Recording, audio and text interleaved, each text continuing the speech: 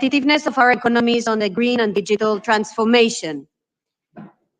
The Union for the Mediterranean can play a role of enhancing innovation while improving the exchange of information and scientific research between governments, academia, and civil society.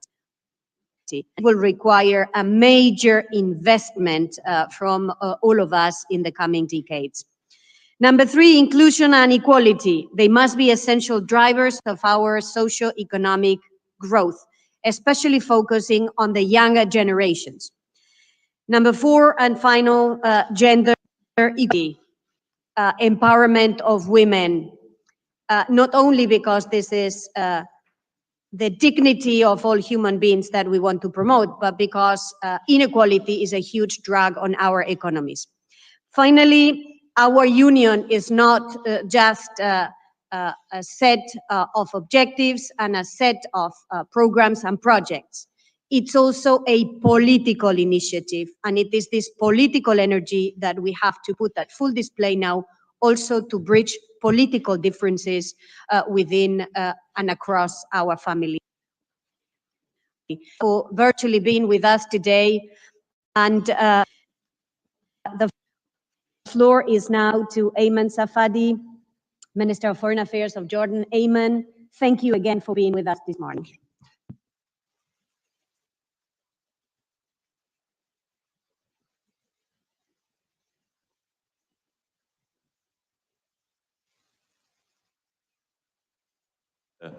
event. من هنا من مملكة إسبانيا انطلق مسار برشلونة قبل 25 عاما في إطار رؤية شاملة أدركت مركزية مأسسة التعاون والحوار بيننا سبيلا لتجاوز التحديات المشتركة وتقوية فرصنا، تعزيز التنمية والاستقرار والرخاء وتحقيق السلام الشامل، وجهدا لبناء ركائز التعاون في المجالات السياسية والاقتصادية والتنموية والثقافية.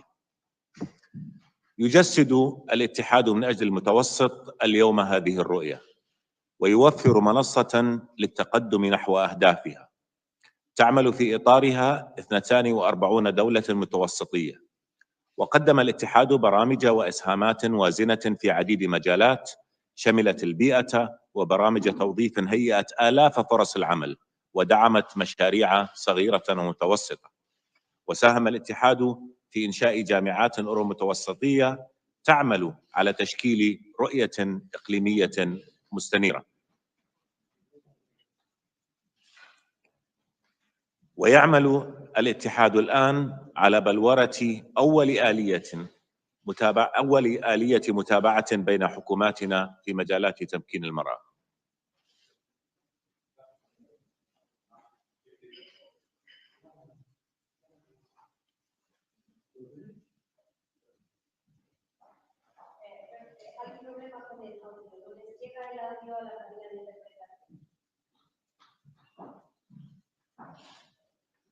I am listening to someone speaking Arabic.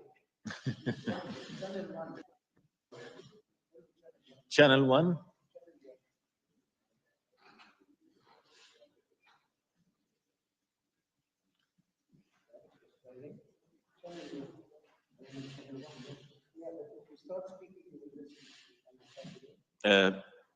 سامعني?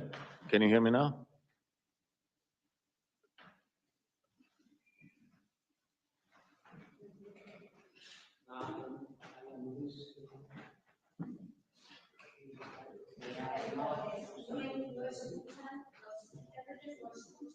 أعطيه اللي عندك يا شيخ. عيد من الأول.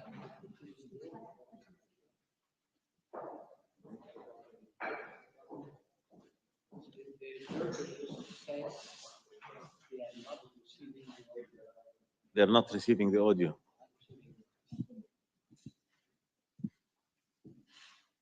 So what do we do? Just wait a second.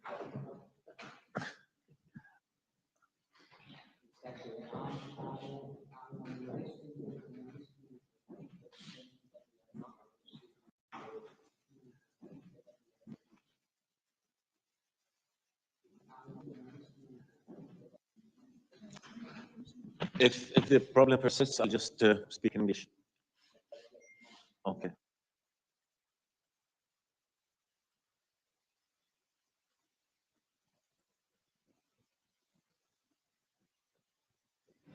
I am listening to you saying that you don't receive the audio. There's nothing I can do. Let's wait one moment.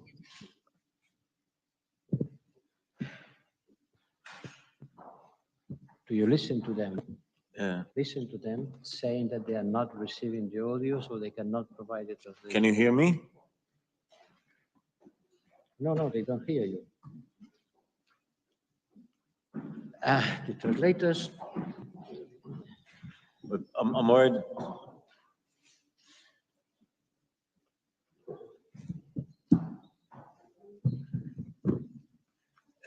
I can try and speak in English if it doesn't Well, work. Secretary General went. Secretary General went there. No?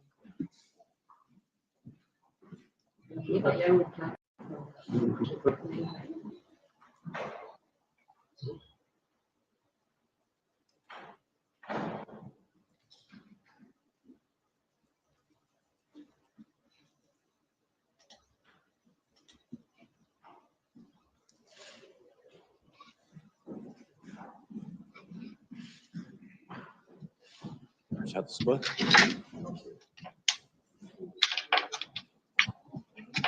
Okay, it's, I'll try and read my remark in English then. What a pity. What a pity. Yeah, I'll try and so shall we start in English? Okay, dear friends, again, I'm sorry about that. I'll try and read my notes in English. Dear friends, again, Your Excellencies, apologies for this technical difficulty. I will speak in English instead of Arabic now. Dear all, from here, from the Kingdom of Spain, Barcelona process started about 25 years ago within a comprehensive vision that realized the centrality of institutionalizing cooperation and dialogue among us and a way to tackle common challenges and strengthen opportunities for development, stability, prosperity, and for achieving comprehensive lasting peace. And it was also an effort to build pillars of cooperation in political, economic, developmental, and cultural areas. The Union for the Mediterranean embodies this vision today. It provides a forum to achieve the objectives of the Barcelona process. Within it, 42 Euro-Mediterranean countries work. The Union has offered programs and contributions in many areas that included environment, a recruitment program that provided job opportunities for thousands of people, and it also supported small and medium-sized projects. The Union contributed in setting up universities that works towards establishing an enlightened vision for our people, and it also works towards galvanizing the first mechanism among our governments for women empowerment. However, what was achieved is way less than what is possible and what is necessary. And that is why our meeting today is so important on the 25th anniversary of the Barcelona process, to assess our work and to agree on priorities that will address points of weaknesses and take us steadily towards achieving our objectives. Any reassessment of our work shows that there are some difficulties that need to be addressed and that we need to come up with effective mechanisms to achieve our objectives. The economic gap between the two banks of the Mediterranean is still big. Trade deficit to the advantage of the North is still high. The North and the South of the Mediterranean have yet to achieve the necessary level of economic complementarity. Big two, quality of life, scientific achievement, healthcare, digitalization, and many other vital sectors. However, these gaps should not discourage us. On the contrary, they should be a motivation for us to redress the situation and plan through solid programs that would allow for progress towards addressing them and in doing so will be serving our common interest. Stability, prosperity on the south of the Mediterranean. We are trying to connect, but it's really difficult. So, okay, I'll shift to Arabic then. لا يجب أن تكون هذه الفجوات عامل إحباط، على العكس هي حافز للاستدراك ووضع البرامج والخطط التي تتيح التدرج المنهجي لمعالجتها. وفي هذه المعالجة منفعة لضفتي المتوسط، فالاستقرار والرخاء في الضفة الجنوبية تعزيز للاستقرار والأمن في الضفة الشمالية، وضعف الإنجاز وشح الفرص وتراجع الأمل وغياب السلام الشامل والاستقرار في منطقة جنوب المتوسط تهديد لأمن أوروبا. تلك حقيقة أثبتها التاريخ القديم وتؤكدها مجريات الحاضر. فالإرهاب خطر مشترك يغذيه القهر واليأس والصراعات وغياب العدالة والفرص وانتهاك الحقوق المشروعة والاحتلال. نحاربه بتجفيف بيئات اليأس والظلم والعوز واستباحة الحقوق التي يعتاش عليها، ونحاربه بتعزيز ثقافة الحوار والمساواة واحترام الآخر وحريته ومقدساته ورموزه. والهجرة غير الشرعية وغير المنظمة تحد تواجهه أوروبا لا يتلاشى ببناء الجدران وإغلاق الحدود، بل ببناء المصانع والمدارس وحل الصراعات في بلدان انطلاقها. واللجوء عبء لا يجوز أن ينسى ضحاياه، ولا يجوز أن تترك الدول المستضيفة لتتحمله وحدها. الزملاء الأعزاء، نستفيد جميعا من مؤسسة التعاون وتحقيق التكامل الاقتصادي الحقيقي الذي ينعكس تنمية اقتصادية واجتماعية وسياسية وعلمية حقيقية مستدامة في جميع دول جوارنا. وتحقيق هذا يتطلب شرطا تعزيز الاستقرار وتحقيق الأمن والسلام. لا يمكن أن تبقى الأزمة السورية جرحا ينزف قتلا وألما ودمارا، ويجب حل الأزمة الليبية قبل فوات الأوان. تفعيل جهودنا للتوصل لحلول سياسية لهاتين الأزمتين تعيد لهذين البلدين الرئيسيين في الجوار المتوسطي أمنهما واستقرارهما مسؤولية أخلاقية وإنسانية ومصلحة مشتركة. ولن يتحقق السلام الشامل والعادل القادر على إطلاق طاقات شعوبنا في جنوب المتوسط ما لم يحصل الشعب الفلسطيني على حقوقه المشروعة في الحرية والدولة المستقلة وعاصمتها القدس المحتلة على خطوط الرابع من حزيران القانون الدولي لتعيش بأمن وسلام إلى جانب إسرائيل. فالاحتلال نقيض السلام يمنعه ويقوض فرص تحقيقه. يتحقق السلام بالعودة إلى مفاوضات جادة للوصول لحل الدولتين، لا بفرض حقائق جديدة على الأرض وبناء المستوطنات وهدم البيوت ومحاصرته. وستظل المملكة الأردنية الهاشمية قوة من أجل السلام العادل تعمل معكم جميعا على تحقيقه حقا لكل شعوب المنطقة، وبتوجيه ومتابعة مباشرة من جلالة الملك عبد الله الثاني بن الحسين الوصي على المقدسات الإسلامية والمسيحية في القدس. ستبقى المملكة تكرس كل إمكاناتها لحماية المقدسات وهويتها العربية الإسلامية والمسيحية والوضع التاريخي والقانون القائم فيها لتنعم مدينة السلام بالسلام. الزملاء الأعزاء، تجمعنا برشلونة اليوم رسالة قوية أن رؤيتها ما تزال ضرورة لبناء المستقبل الآمن المنجز الذي نريده جميعا. اتحادنا المتوسطي قادر على إطلاق تحرك ملتزم لتحديد الأولويات ووضع البرامج التي تعيدنا إلى طريق الإنجاز والتعاون الذي بدأ من هنا من برشلونة. وعبر الاتحاد من أجل المتوسط نستطيع بلورة آلية عمل تعوض ما فات من فرص وتوجد فرصا جديدة لبناء جذور التعاون البناء والضرورة بين ضفتي المتوسط. أشكر الصديق العزيز جوزيف بوريل شريكي في إدارة هذا الاجتماع، وأشكر الأمين العام ناصر كامل وفريقه على جهودهم الطيبة، وكل الشكر لك أرانشا على استضافة منتدانا وتذكيرنا جميعا بوعد برشلونة. وأتطلع زملائي الأعزاء إلى حوار غني ومثمر. شكرا لكم والسلام عليكم ورحمة الله وبركاته.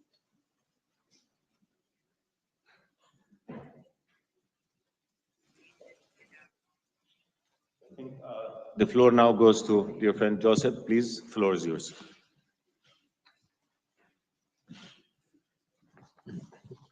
Buenos días.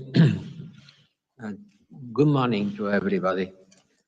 And thank you to all of you for participating in this conference of this Mediterranean Regional Forum.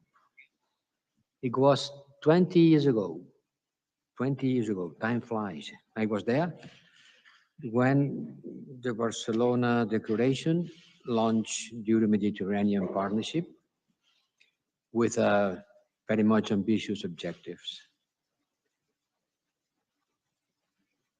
No se oye el audio. They don't listen to me. You are not listening to me? Come on. The translator in Spanish says that they don't get the voice.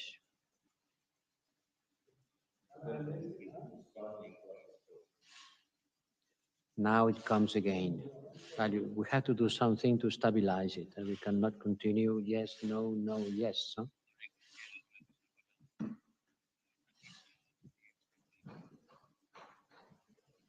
Okay, I was saying that 20 years ago, we launched the Mediterranean Partnership, and we did it with ambitious objectives. We wanted to create an area of peace, shared prosperity, and human and cultural exchanges.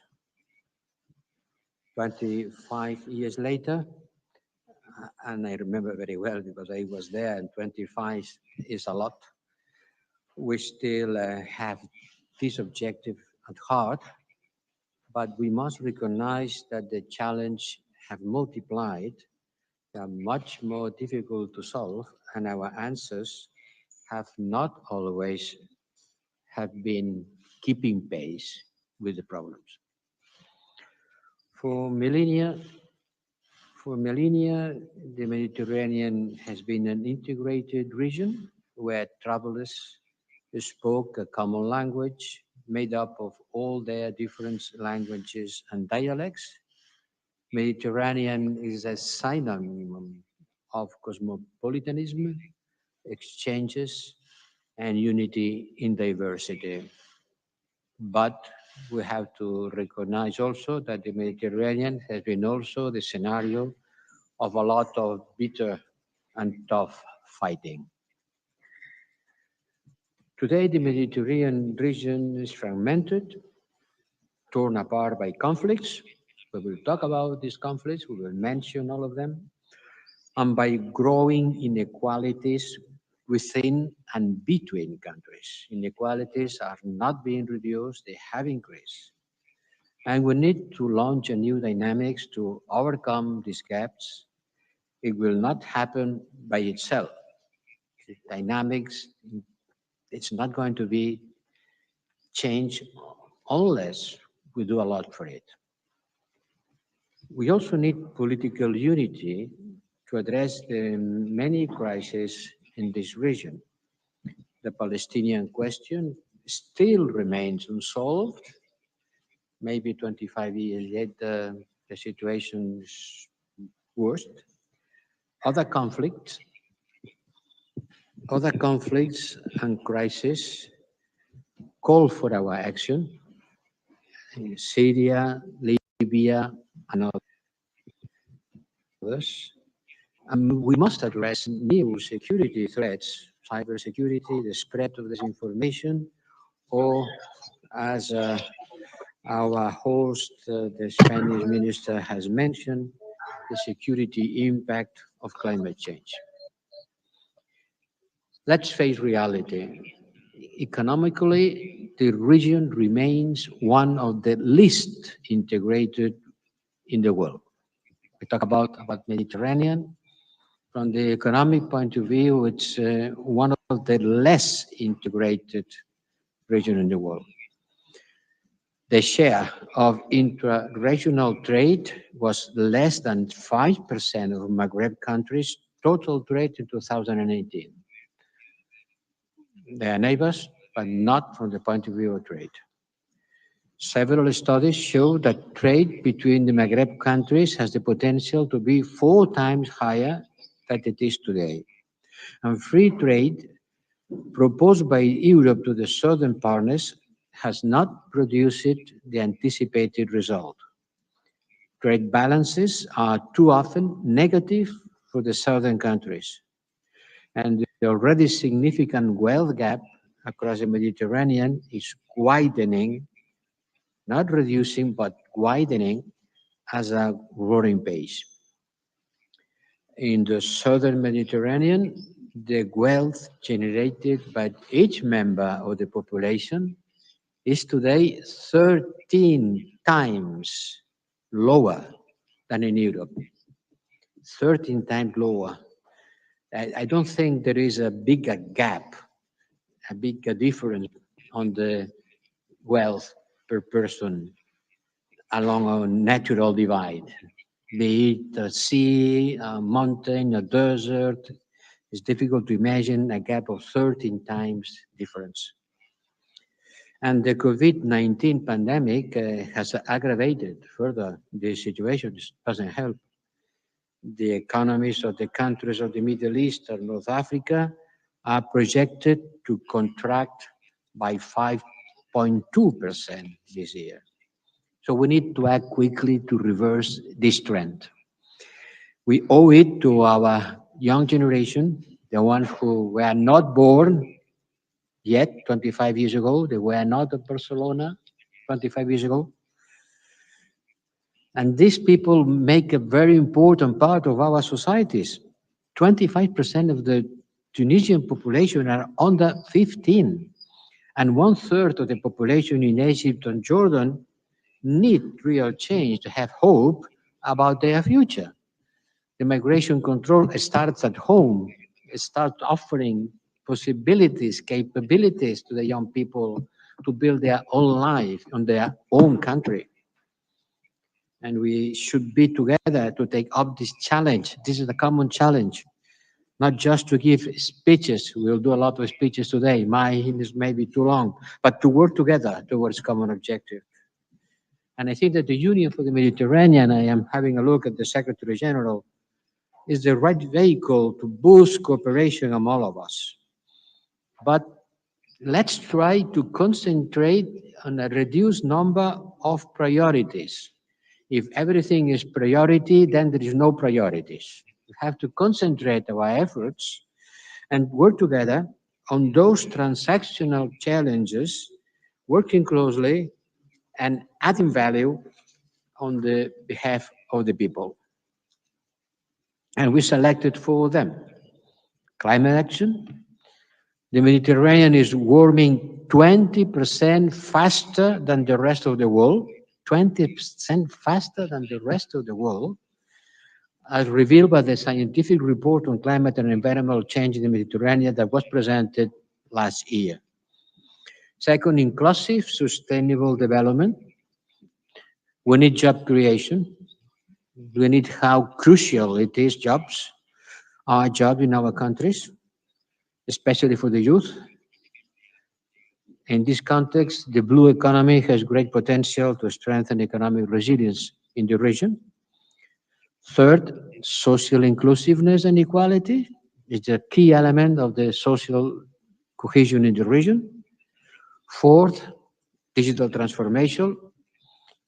And finally, civil protection, where a cooperative approach is vital for a region with clear challenges in disaster risk management. Less only concentrated in these 5 objectives, we'll be really very busy. In the framework of the Union for the Mediterranean, we have identified 60 projects by consensus. But we need to put in the necessary resources and efforts. We have to put our money where our mouth is. So far, only 2/3 of these 60 projects has been launched. and the organization lacks financial resources. Sorry to say that only 23 countries have contributed this year to the Secretariat of the Union for the Mediterranean, either in financial terms or in human resources. This means that 19, almost half of us, did not. I think that we need to honor our commitments. It's not affordable that a set of member states, almost half, doesn't contribute financially to the development of the organization that links all of us together. Well, allow me to finish with some historical approach. Our history in Europe is a history of overcoming deep divisions. We cooperate a lot, not because we agree or because we were close, but because we choose to do it. For years, we choose to fight. And suddenly, one day, after almost committing suicide among us, we decided to cooperate, building close ties among us. But these ties are the consequences, not the causes of our cooperation. We didn't cooperate because we had ties. We have ties because we decided to cooperate. And maybe this approach, this starting by the will, may inspire some of us in this group of people. I am convinced that our Mediterranean future will be shaped by the collective choices that we make. The future has to be built, and we should decide it together around a keyword: cooperation. Honest, frank cooperation. Thank you very much. And now I think I'm going to give the floor to Hyman Safadi. You take the floor?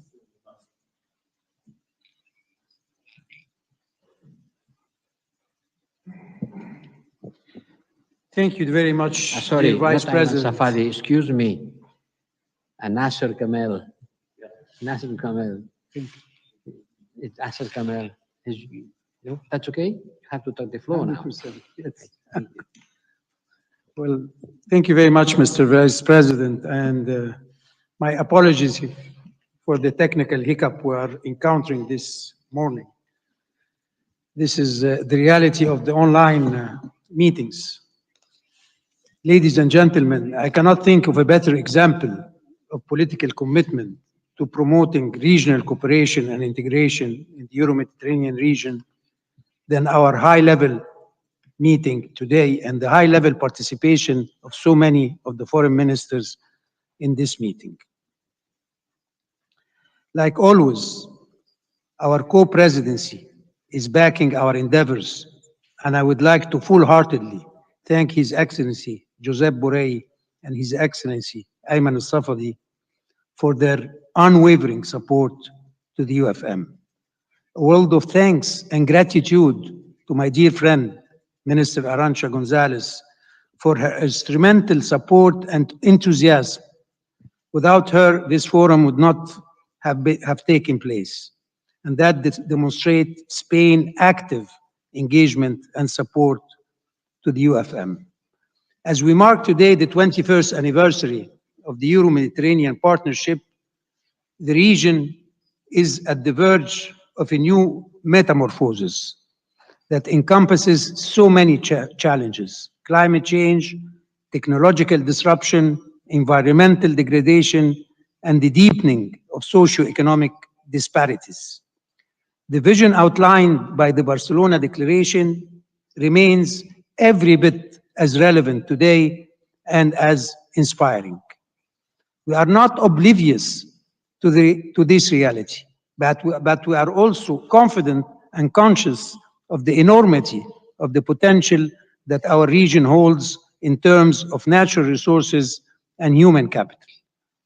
Our Mediterranean history is one of resilience, regeneration, and assimilation of lessons learned. And that's precisely the reason that our action have been always positive and action-oriented.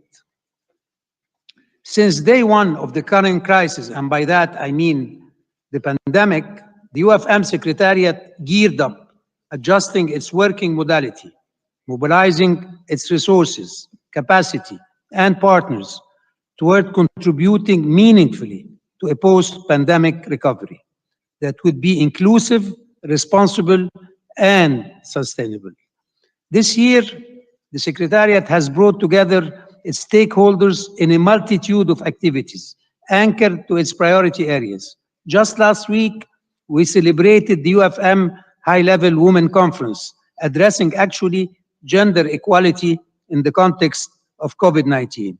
The week before, we had our 11th UFM Ministerial Conference on Trade. During the same week, we held the second UFM Trade and Investment Forum focused on job creation. And when we talk about job creation, I have to mention our first UFM grant scheme for employment promotion as a response from our organization to the pandemic.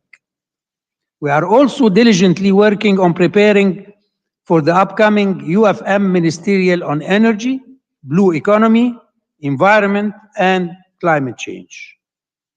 Meanwhile, the first UFM progress report on regional integration will shortly be presented to you. And as the Vice President mentioned, the result will be shocking to some of us in terms of the level of regional integration prevailing in the region today.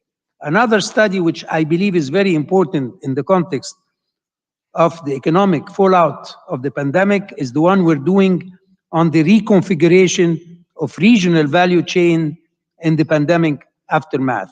We need to build economic autonomy for the whole Euro-Mediterranean region. In parallel, more than 60 UFM-labeled regional projects are translating the UFM mandate into concrete actions delivering economic value and social dividend to our citizens. Ladies and gentlemen, year after year, the Secretariat's carrying capacity, its convening power, and its flexibility allowed to place more emphasis on human development and sustainability. Our focus has been given to generating sustainable jobs, quality education, gender equality, and digital transformation, while promoting climate action to deal with the climate emergency, promoting connectivity, clean energy, and environmental protection. The current crisis has demonstrated that the human condition is the same everywhere, in the world and in our region. True to our identity, we are committed to breathing new life into our shared dream to fulfill the legitimate ambitions of our people. And let me recall what the great Lebanese writer and poet Khalil Gibran once wrote: "Out of suffering have emerged the strongest souls, the most massive characters are seared with scars." So I'm very confident that we will overcome the current crisis due to the pandemic. Finally, ladies and gentlemen, I would like to thank you very much in the name of the whole UFM Secretariat's family.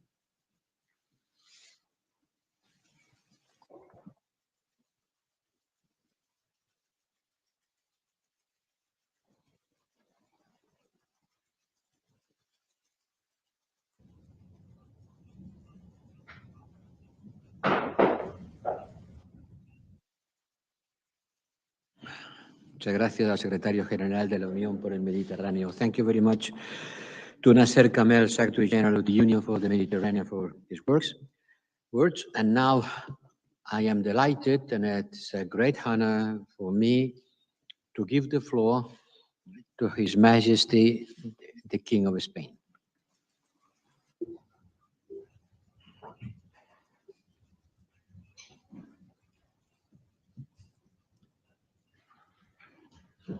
Thank you very much. Muchas gracias, querido alto representante de la Unión Europea para Asuntos Exteriores y vicepresidente de la Comisión. Dear Vice Prime Minister and Foreign Relations Minister of the Hashemite Kingdom of Jordan, dear Secretary General of the UFM, and our Minister of Foreign Relations and European Union and Cooperation, authorities, Your Excellencies, ladies and gentlemen, I hope you are listening. I hope the audio is correct and that this transmission is online. Ladies and gentlemen, good morning to some of you and good afternoon to all the participants in this important meeting for us representing the Mediterranean area. That is, as we know, birth and home to so many cultures and civilizations, and to which we all owe so much of what we are and who we are.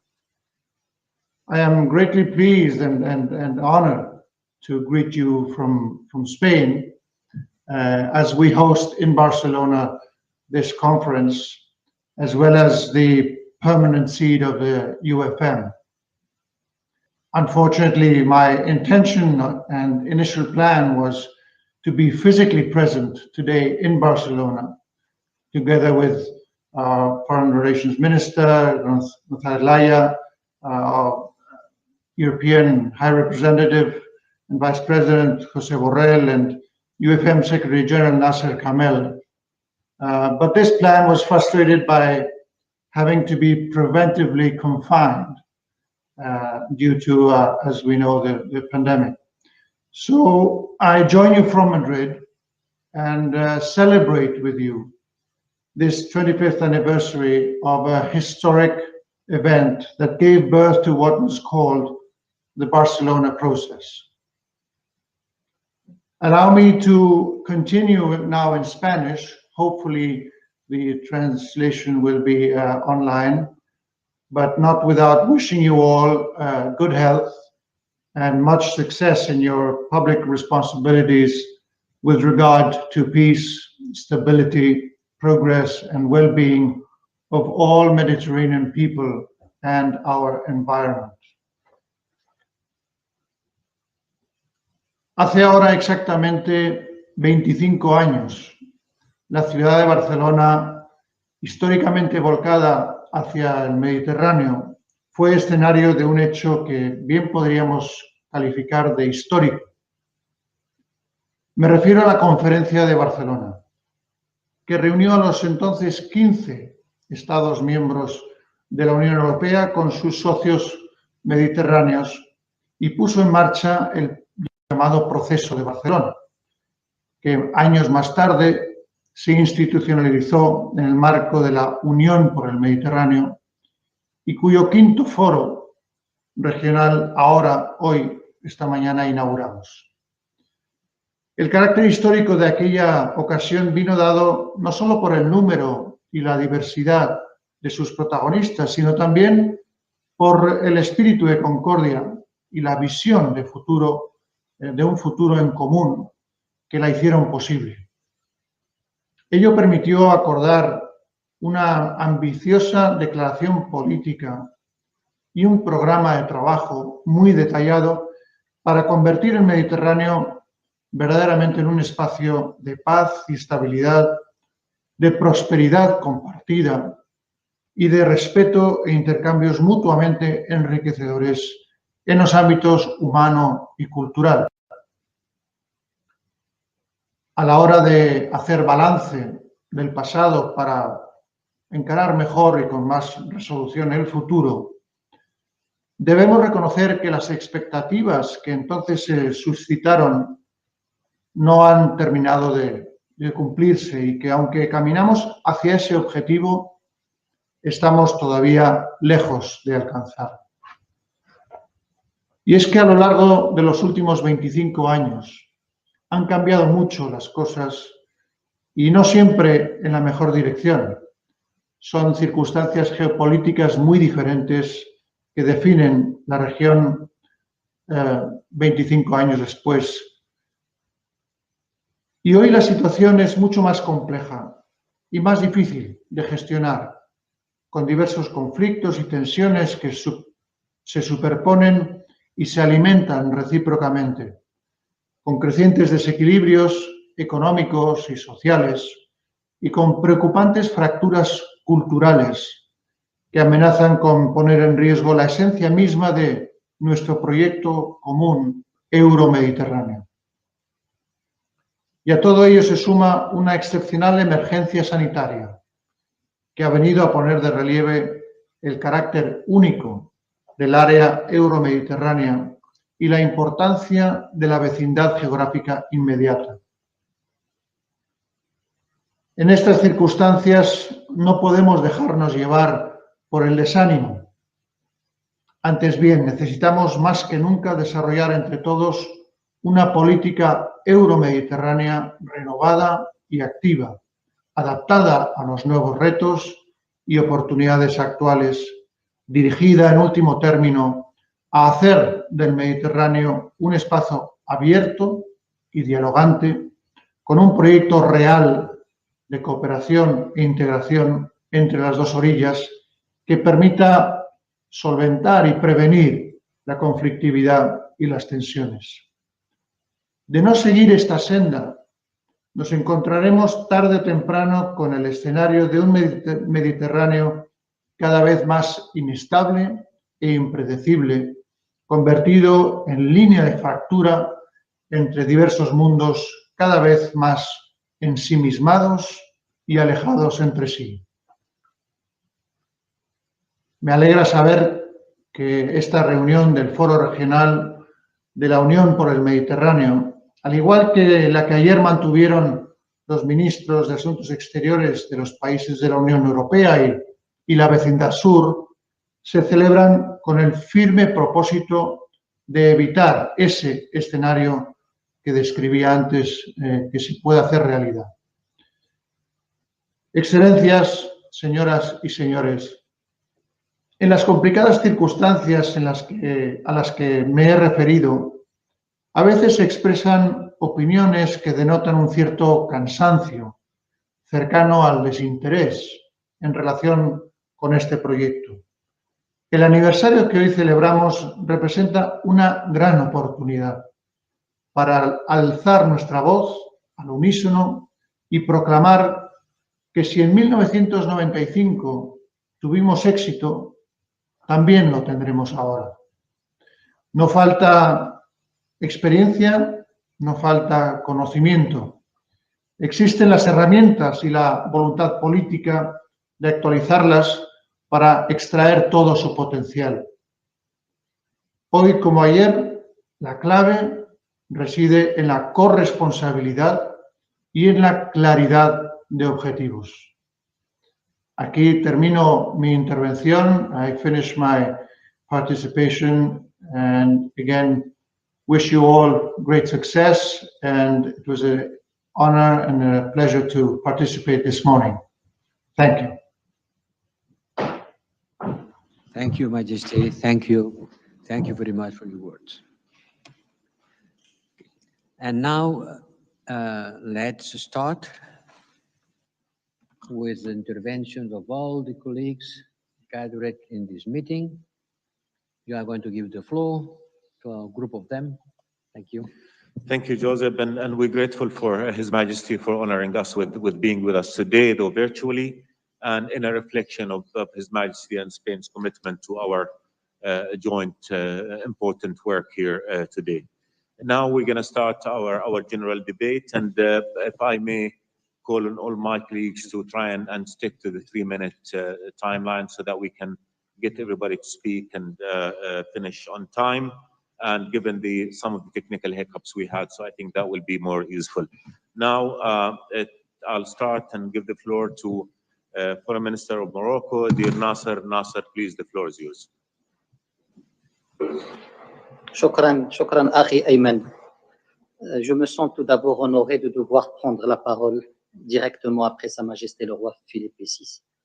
La présence de Sa Majesté le Roi aujourd'hui est un message fort qui reflète non seulement l'engagement de l'Espagne pour la Méditerranée, mais aussi la constance, la consistance et la force de cet engagement. Cher coprésident, cher Joseph, cher Ayman, cher Arantxa, monsieur le secrétaire général du PM. Pour te paraphraser, cher Arantxa, nous ne sommes pas là pour souffler des bougies. Nous sommes là pour faire un bilan lucide et surtout pour tracer un chemin praticable. En 1995, nous nous sommes enthousiasmés pour l'espace de stabilité et prospérité partagée promis par le processus de Barcelone.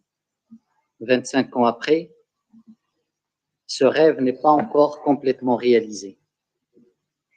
Et dans notre chemin, on a fait autant de pas en avant que de pas en arrière.